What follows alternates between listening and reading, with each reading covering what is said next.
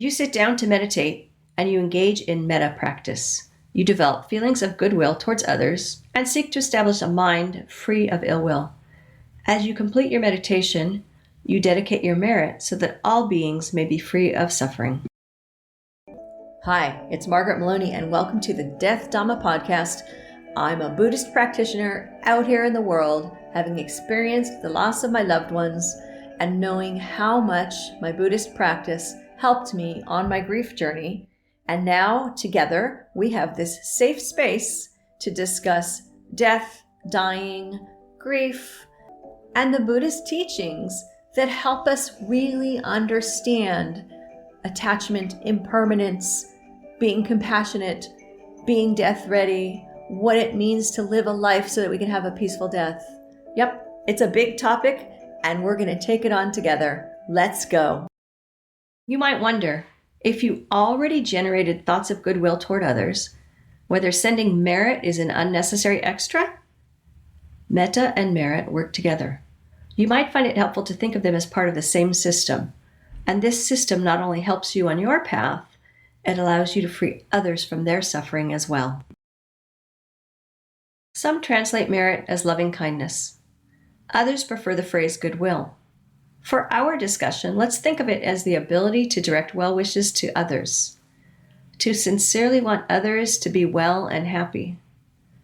Merit is a force that comes from the good deeds you have done, assuming that you committed those good deeds with the right intention. It is bound to our karma. Our actions, past and present, shape our experience in this life and in the next. To practice good deeds with the right intention requires a mind free of ill will.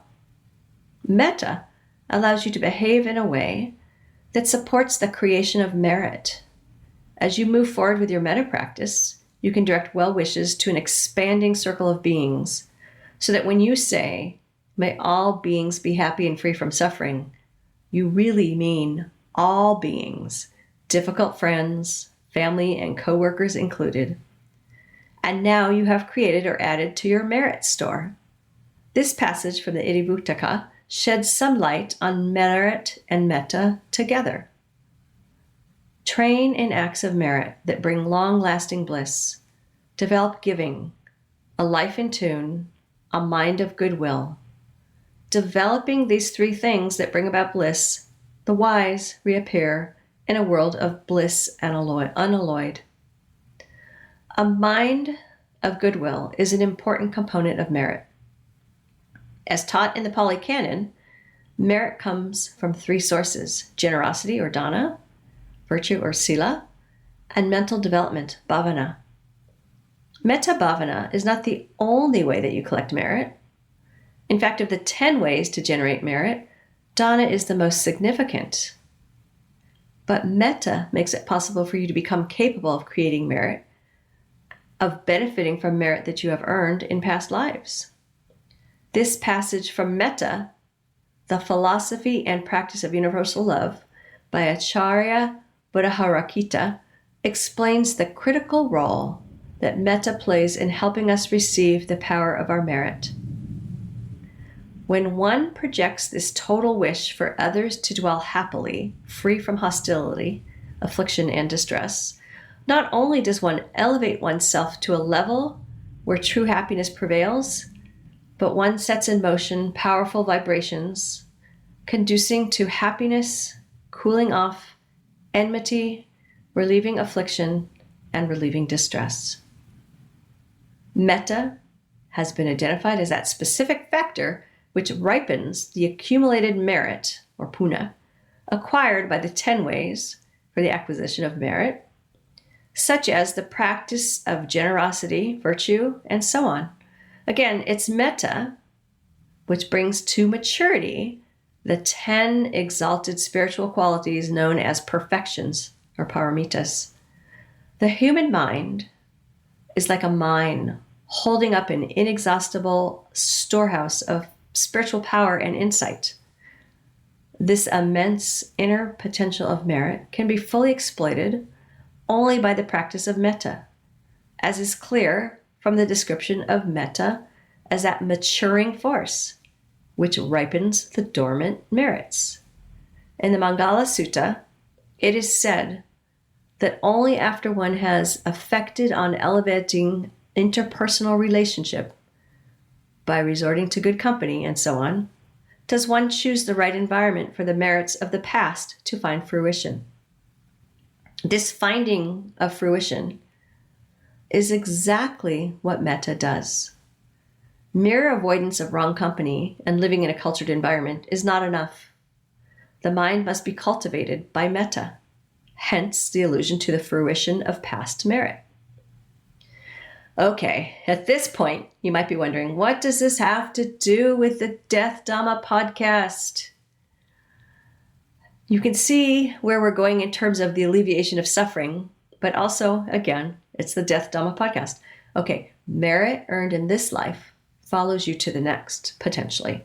Consider the final statement in this passage from the Samyutta Nikaya. Grain, wealth, silver, gold, or whatever belongings you have, slaves, servants, errand runners, and any dependents, you must go without taking any of them. You must leave all of them behind.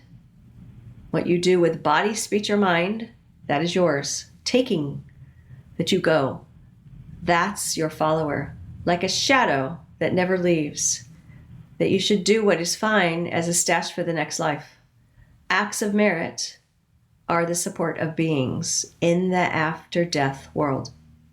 We also probably want to acknowledge here that this passage talks about slaves and servants because at the time of the Buddha, people did have slaves and servants, and that isn't necessarily a good thing.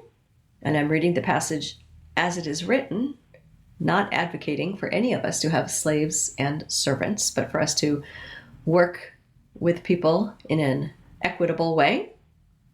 However, that is the passage as it is written. And basically the point is, whatever you have, whatever you think you own, again, we can't own other people, but whatever we think we own, when we die, that gets left behind. But what we have done with body, speech, or mind, or karma, that's what goes with us, right? Your follower, a shadow that never leaves. So not only does your merit help you, but you can also use it to help your deceased loved ones. You can transfer the merit you earn. We use mettā, sending well wishes to other loved beings, to other loved living beings, and all living beings. And when we can develop this state of goodwill towards others, we'll ripen the merit we have been carrying, and we are more likely to behave in ways that will add to our merit store. We can then dedicate our merit to our deceased family. We cannot do anything about the fact that they have died. We cannot control if they are reborn or when or where they are reborn. We can send them merit, and if the conditions are right, your merit will benefit them. So when you can channel the energy of your grief into doing good deeds for others, or sending your compassionate thought to others, you are creating positive energy. And the deceased may benefit from that energy. Take note of this qualifier. If the conditions are right. That's an important thing to think about, if the conditions are right. The Janasonian Sutta discusses offerings to the dead. Janasonian is a Brahmin who asks the Buddha about the conditions under when the dead may receive gifts from the living. Merit is the gift that he's talking about. The Buddha teaches Janasonian that merit only reaches those who are in what he refers to as the possible places, but not those who are in the impossible places. Now, there's a long list of impossible places, including the hell realm, the animal realm, the human realm, and the deva world.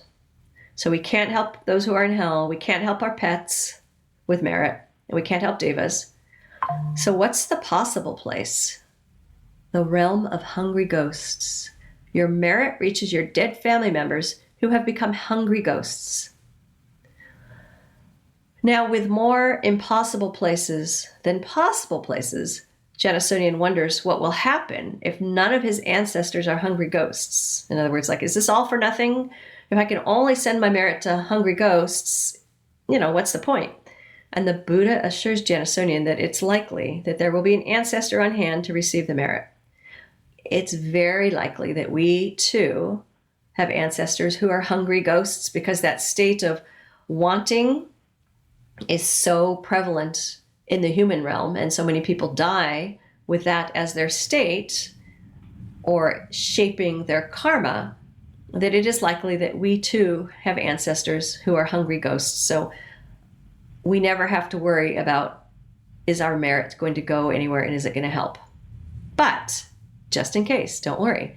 In the rare instance that there is not an ancestor who is a hungry ghost, the donor still receives the benefits that come from seeking to transfer merit in others. So because you're seeking to transfer merit to others with the intention of helping them, whether there's someone on the receiving end or not, you are still going to receive the benefits. In fact, the sutta goes on to discuss how one who otherwise would have a less than desirable rebirth can avoid landing in one of the impossible places. So, how can we avoid landing in one of the impossible places? Generosity. Generosity in this life creates merit. Transferring or dedicating your merit to others is an act of giving that helps you and possibly your ancestors. And you are inspired to give when you are free of animosity, when you have a mind of goodwill. And in this way, we have the relationship, the interplay between mettā and merit, and the ability within our practice to alleviate ourselves and others from suffering.